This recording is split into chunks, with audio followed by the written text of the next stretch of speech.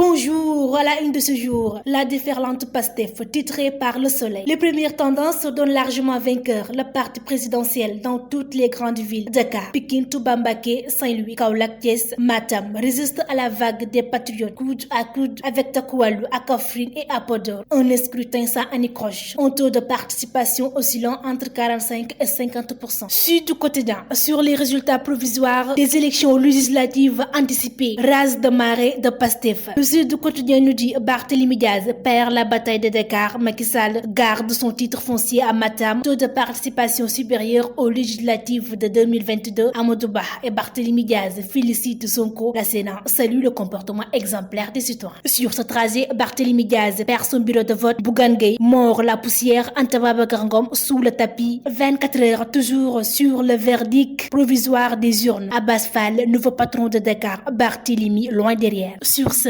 Barthélémy Diaz déclare qu'il tient à féliciter chaleureusement le vainqueur des élections, Bougane Gueye. Les Sénégalais ont voté et confirmé leur choix du 24 mars dernier. Anta Babacar Ngom félicite la coalition Pastef pour sa victoire aux législatives de 2024. Rewmi Quotidien prodigue que ça sent co et mis point d'interrogation pour les premières tendances favorables au Pastef. Amadou Ba, Barth, Anta Babacar Ngom, Bougane Gueye battus dans leur bureau de vote sont félicités par ses adversaires. L'Observateur, une razzia en mode pro, l'exception Sonko, la grandeur des vaincus, la nouvelle responsabilité de Amadou Ba et la leçon du peuple au-delà des chiffres et des sièges. L'Observateur écrit l'urne plutôt qu'à l'arène, les tumultes d'une campagne où les mots furent des glaives et les sanglants des forteresses assiégées. Le Sénégal, fidèle à son génie, a su s'extraire des abîmes pour s'ériger en phare là où l'on redoutait une déflagration. Le peuple stoïque, souverain, a choisi l'urne plutôt qu'à l'arène, la sagesse plutôt que l'embrassement. Ce pays, souvent décrit comme une exception démocratique, a une fois de plus démontré que sa maturité est bien plus qu'un mythe. Terminons avec le sport. Boulaye Dia ne jouera pas avec les Lions du Sénégal dans ce dernier rassemblement de l'année forfait lors du match contre le Burkina Faso jeudi dernier à cause d'un accès au paludisme. L'attaquant de la Lazio, Rome, a été libéré par la Fédération sénégalaise de football pour retourner en Italie. Il a pourtant donné négatif au test de paludisme passé ce samedi, mais les conditions physiques du joueur de 28 ans ne lui permettent pas de pouvoir tenir sa place contre le Burundi. Ce mardi, son club a donc décidé de le rapatrier. Merci. Bonne lecture.